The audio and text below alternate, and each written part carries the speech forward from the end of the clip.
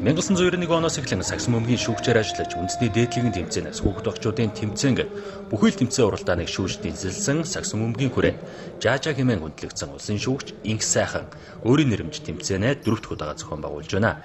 Үндэсний дээдлэгийн тэмцээний шилдэг шүүгчээр 1 удаа, улсын аврах шалруулах тэмцээний шилдэг шүүгчээр 15 удаа, оюутны лигийн тэмцээний шилдэг шүүгчээр 1 удаа тодорч байсан түүний нэрмж тэмцээний нээлтийн ёслолд Монголын Саксан бөмбөгийн холбооны үе үеийн удирдлагууд, тамирчид, дасгалжуулагчид, шүүгчид гээд олон хүндэт зочид оролцлоо.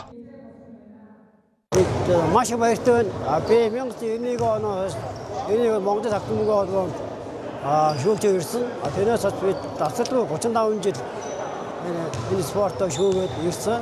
Тэгтээ хүмүүс чигээр бас байхгүй, алдаа оноо байхгүй яг алдаа оноотой бас энэ он хүртэл ирсэн. Ингээ би бүх Монголын надаас ажиллаж бүх Монголын Саксан бөмбөгийн холбооны ерөнхий наримчин дарга ерөнхий наримчин дарга таавганда баярлалаа гэж хэлье. Жаажа 35 Саксан бөмбөгийн аврах шалруулах тэмцээнүүд өмнө нь мастер ангиллын тамирчдын дунд 3 удаа зохиогдсон бол 35 жилийн ой нэрмжит тэмцээн залуучууд буюу 25-аас 35 хүртэлх насны ангиллын тамирчдыг оруулж байгаагаар онцлогтой байна. Тэмцээнд нийт 18 багийн тамирчид өрсөлдөж байгаа юм.